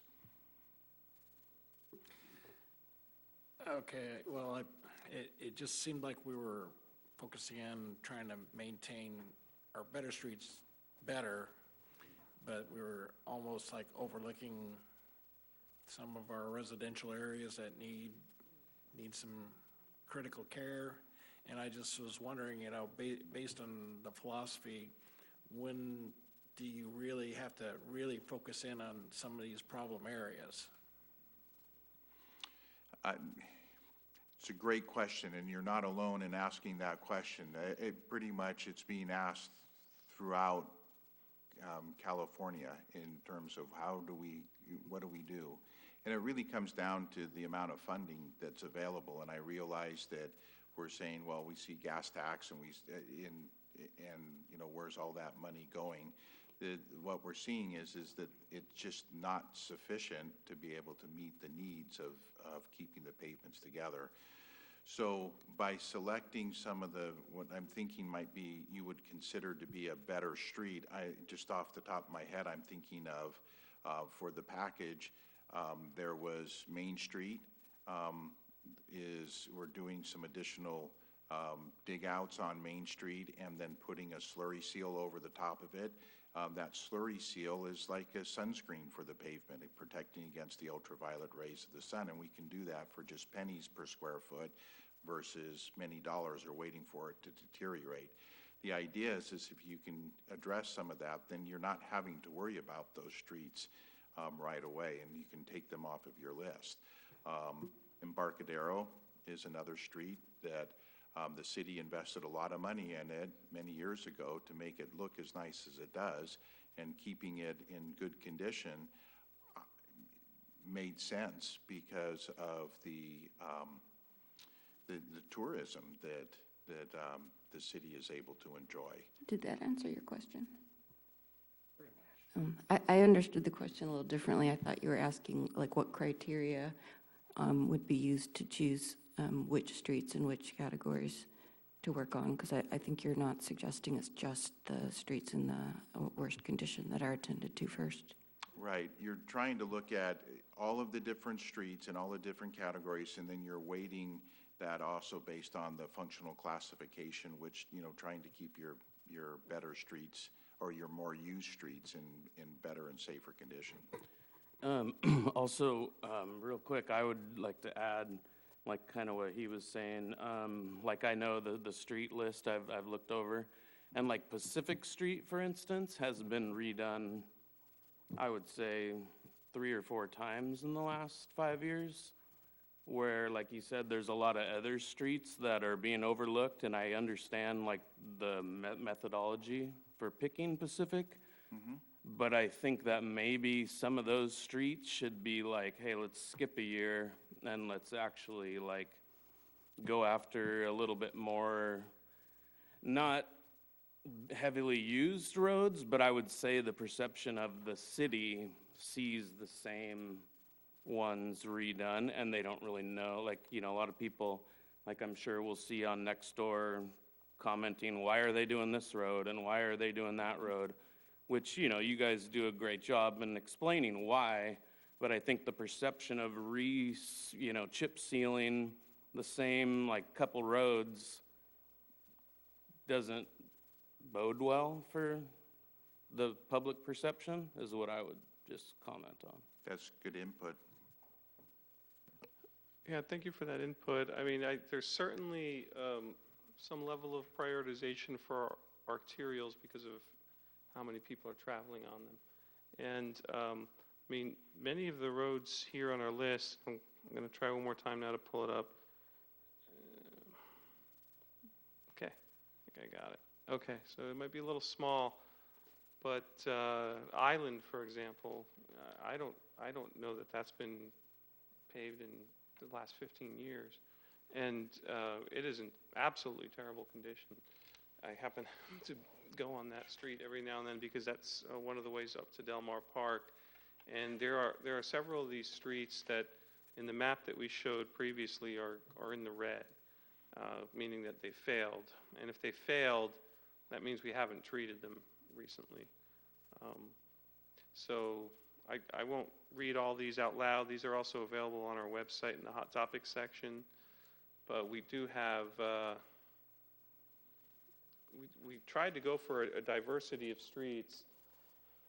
I do want to be clear, though, we're not doing this necessarily from a purely like an equity lens. We're doing this from how can we stretch the city's dollars.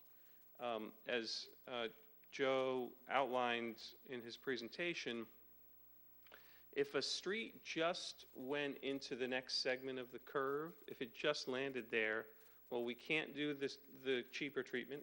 We can't do the less expensive treatment. We have to do the more expensive treatment, but it might be in that segment of the curve for the next 5 or 7 years. And so from a cost efficiency standpoint, we shouldn't pave that road now because we still have some life in the current segment that it's in. So we tried to look for the streets that are towards the end of their life in that cost segment and then hit those. That's what critical point management is. So it doesn't necessarily, so that strategy doesn't necessarily always fit neatly into an order of, well, we hadn't done that street in 20 years, but that one we did 7 years ago. Because that's not necessarily the most cost efficient. In my view, if the city had more funding at its disposal, we could probably make those kinds of decisions. But because of the limited funding, I think it was Board Member Gaffney who pointed out we have $4.5 million for this year. And let's just consider that's 3 years worth of projects. So it's actually over the past 3 years, $4.5 million, which means it's around $1.5 million a year, not 4.5. So going back to one of Joe's slides, I'm going to just power through to find it. The reality is, yeah, if you're only looking at this year, it's that kind of purple line maintenance dollar amount. But if you're looking at it, the fact that we've saved up 3 years of funding, it's really closer to the orange line that we're on right now. Because next year, based on budget projections, we're not going to have $4 million or $4.5 million. So the pavement, I mean, I don't want to be doom and gloom, but the pavement's going to get worse, and it's really a funding issue, and we're not the only city who's in this position. Well, one more question, I'm sorry. I just wanted a little more information. We understand the slurry seal is like a sunscreen, you said, prolong the life of the existing good pavement. Mm-hmm. What can we expect from a Cape seal? I'm not real clear on what a Cape seal is. So what a Cape seal is it's putting down a really heavy layer of oil and then putting chips across it. and then coating that or finishing it with a slurry seal over the top of that to help smooth out the rougher chip surface. The Cape Seal I have found is a great heavy maintenance type of a treatment, and it is, I've seen it be a real workhorse in terms of providing life for the pavement.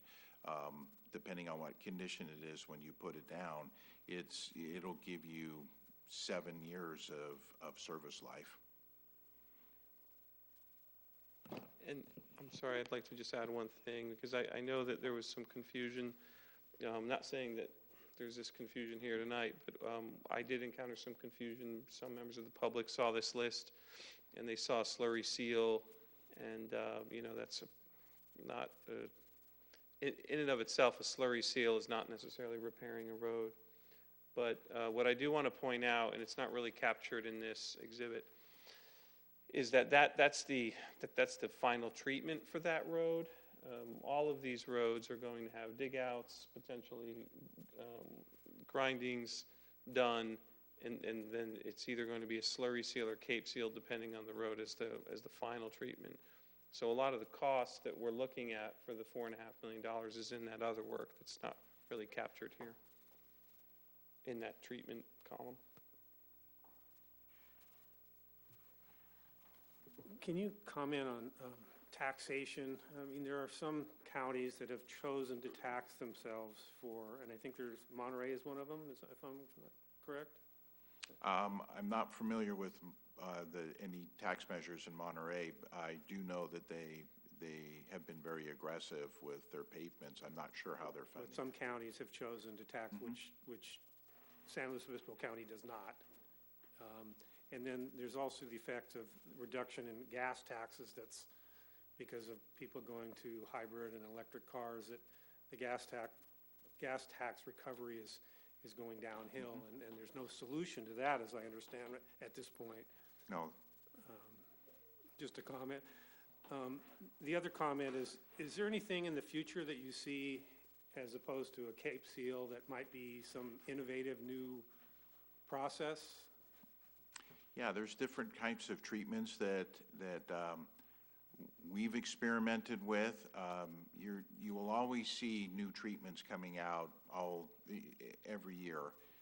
Different people think they've figured out how to come up with a better mousetrap, I guess, use that analogy. The problem is with pavements, anything new needs to be tested over about a 20-year period to really see if it's really being effective. And what we find is, as I've been doing this longer than 20 years, I've seen treatments come and go, and a few of them have stayed with us all the way through, but others have just fallen by the wayside because they sounded really good, but they didn't pan out, mostly because of just the environmental effects. They weren't able to withstand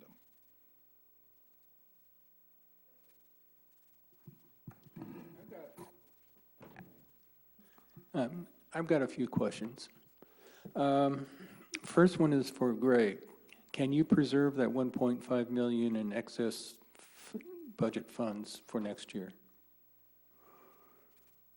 Thank you for the question, Board Member Irwin. Which funds are you referring to? When you did the presentation, the award was about $4 million, and there was about $5.5 million authorized, basically by that would. It's about 650,000 offset, and so a couple thoughts there. So yes, that's certainly an option. It's good to have some money left over in the budget to begin PS&E in advance of getting or waiting for a new budget. So, that's one option to use it. There's also just a ton of other projects that we could use it on, some of which are paving related that we'll evaluate. And so as we come closer to the close of the project and we issue a notice of completion, our plan may be to go back to the city council and let them know how much money is going to be left over and where we intend to park it. If we keep it in this project account, we can get a head start on the next project, depending on how much budget there's going to be available. If not, maybe we can move it on to a different project. Okay.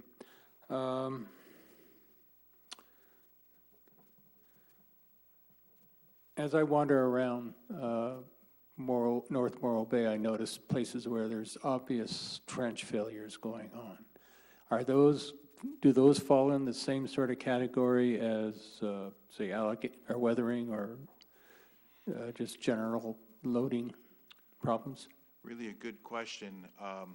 That is the distress that you're seeing in trench failures is the result of insufficient compaction or poor construction in the trenches or just the backfill of what's coming in, and so those over time will settle into the needed compaction, but that causes deformation at the surface. So it's a little different type of distress. We didn't get into that, but it is one of the distresses that we look at. Would there be is it fixing that trench failure cost effective? Or is it just, if the rest of the road is in reasonable condition, would you focus trench repair or trench failure repairs? Another really good question. There have been studies on the impact of utility trenches on roads, and what you find is that if a utility trench is put into a road that's in good condition, that it actually will lower its overall score and overall condition of the road. The trench itself will. If you install a utility trench on a really bad road, it actually improves the overall condition. I've seen that. So, but the street which I'm aware of is Greenwood. I walk along Greenwood there, and there's this nice, about 30-inch wide failure going along. And it's not completely everywhere, but say 70% of the street has this point there. The rest of the road looks like it would be like it's, not bad. Alligator cracking is beginning to appear there, but it's not.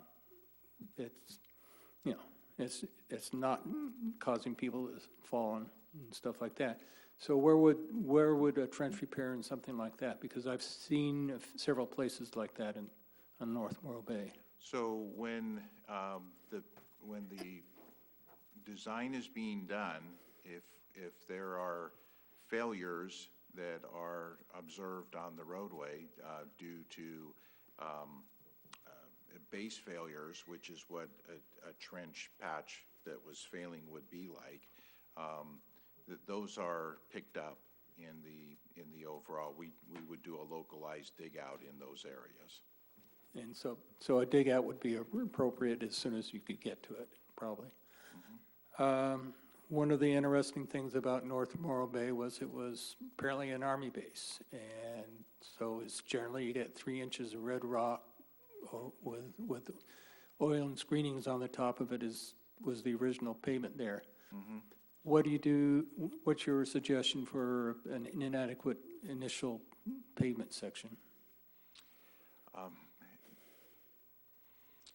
Let me just expand that even more, because what we're finding is throughout California with the conversion to EV vehicles or electric vehicles, they're heavier, and so all the sections we're finding are under-designed, which it's trying to figure out what needs to be done to make up for that difference, and there's different ways to be able to do it.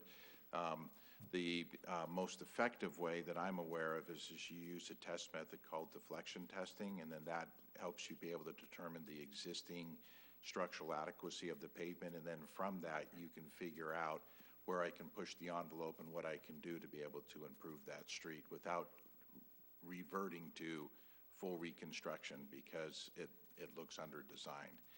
I think you talk about up in Monterey County, we ran into a road up there that looked terrible. I mean, it was in the poor condition, failed condition. And it was exactly the way that you described. It was layer upon layer of oil that was laid out every year on the roadway. And then chips, seals started being put down. Overall, the pavement thickness was only 1 inch thick, but it was a bunch of layers of chips that was just put on top of each other. And so you imagine that pavement was just falling apart under the existing loading. But the pavement, while it looked really bad and warranted reconstruction, the deflection testing allowed us to value engineer it with just a simple overlay. And so that's the kind of stuff that you look for when you run into those kind of situations, is where can I stretch the dollars and how do I do that? Have you done any deflection testing in the city? Mhm. So did you like do a deflection test on all the roads, or did you pick and choose this, where to do it? We focused it on the ones that looked like we could, they were on the worst roads is really what it was. We weren't going to deflection test an Embarcadero or a Main Street because it didn't look like it was failing from being under-designed.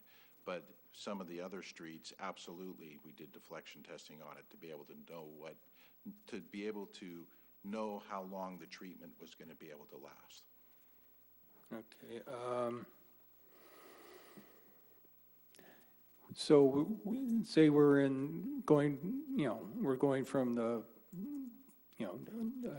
slurry seal stage to a more heavy maintenance with a cape seal. Mm-hmm. You put cape seal on a pavement, generally what's the improvement on the PCI? If it's done at the right time and in the right way, you're going to see it up into the high 80s and low 90s. But it's not going to last as long as an overlay in that condition. It will have a faster deterioration cycle. So, and would that would be a reason why you would do more slurry seals or slurry seals to keep it up there, or is it just going to get past what a slurry seal can do? Yeah, if again, it's doing the right treatment at the right time to the right pavement, and so if it's beyond a slurry seal, you're wasting your money trying to put a slurry seal on it, and you need to look at something different. In the case of many of these Morro Bay streets that are included in this year's project, many of them were in the red, which warranted, based on their condition and based on just the visual observation, needed some kind of reconstruction. And so one of the cost reducing approaches that was taken is, instead of doing lots and lots of dig outs, focus the dig outs in those areas that are the worst, and then we were putting on a leveling course over the whole road to be able to address the rideability of it, and then capping that with the cape seal. And so we're going to be able to provide a smoother riding road and still address the structural needs of the road too. Are you familiar with the emergency paving we did over on Panorama north of Del Mar Park? Mm-hmm. Yeah. How's that standing up? Looks surprisingly well for how it was pulled together with all of the grindings that were pulled out of the 21-22 project, was it? Yeah. So that actually kind of, from what I understand, was, from my experience just walking on it, it looks like it's performing quite well. Mm-hmm. Is that something which we would consider for some of the streets which are completely, just about completely failed? There's lots of different options, and depending on the condition and where it's at, not just in its deterioration cycle, but what's the underlying soil, how is it being used, all of that gets factored into what kind of design is recommended. Do you tailor some of your recommendations? I understand that we have basically a sand on bedrock on the south side, and on the north side, I know that 2 feet down you get you got 2 feet of kind of wind-blown loess, and then you've got a really hard clay underneath that. Does that affect whether you would go with a Cape seal or a slurry seal?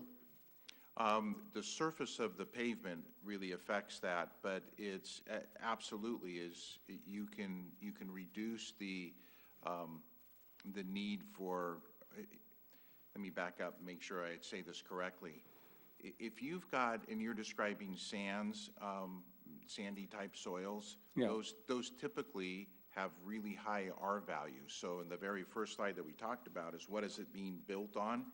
And high R values means that you can get away with a thinner section, even though you might have heavier loading on it. And so that's what, if you run into that condition, you can mitigate what kind of repairs you can expect to perform. I just have one last question, and I do appreciate you taking so much time to help explain everything. I don't know if it's a question, maybe it's more just a follow-up comment, and this is related to Ian's comment, that the strategies you presented, the 3 strategies, are based on an assumption to keep repaving the roads the way they are. What I would be interested in knowing or understanding is if other strategies are looked at. For example, if you're looking at a causal relationship between the reason a road might be failing more regularly, like Ian, whatever the road you mentioned that was paved very frequently, and you know that that's because of weight, you could consider a weight restriction. If it's water damage, you could consider stormwater improvements, or maybe looking at more resilient, sustainable options. So that's sort of a question, but we've gone on for so long that I'd almost just leave it as a comment, and maybe something we could touch on at a different time. And I have one last question. Okay, but we do need to wrap up our agenda. Thank you. Okay, so do you tailor your recommendations for maintenance, whether it's weathering or loading, which causes the distress? Absolutely. Yes. If it's distress, if it's fatigue related, usually it's the pavement is structurally deficient and it needs some kind of additional structure to be able to help bridge the loading. If it's just if it's structurally adequate, the existing pavement, and the conditions will warrant it, then just a simple slurry seal will work just great, and you'll get lots of life. Thank you. Again, thank you so much for the presentation. At this time, if there's anyone that would like to make a public comment on this matter, please feel free to come forward. I'm not seeing anyone. Is there anyone online?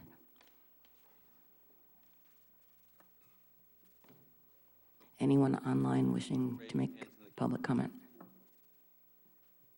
There are no raised hands in the queue. Okay, thank you. Then I think we can wrap up on this agenda item. And then to finish up, future agenda items, we have a couple noted. Mr. Director Qualick, did you want to say anything about those? No, okay. Those are listed on our agenda.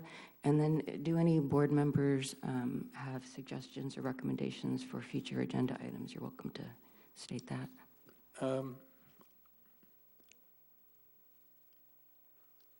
I'd like to see maybe a short presentation on the contracting methods that the city is able to use for acquiring contractors and consultants and stuff like that, just so people will understand the limitations you're working against when you're trying to hire somebody.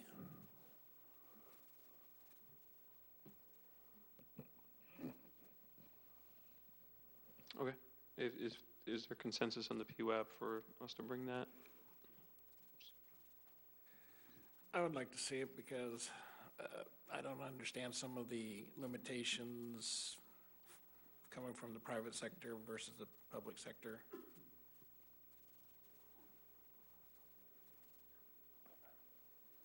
No opinion here. No other questions.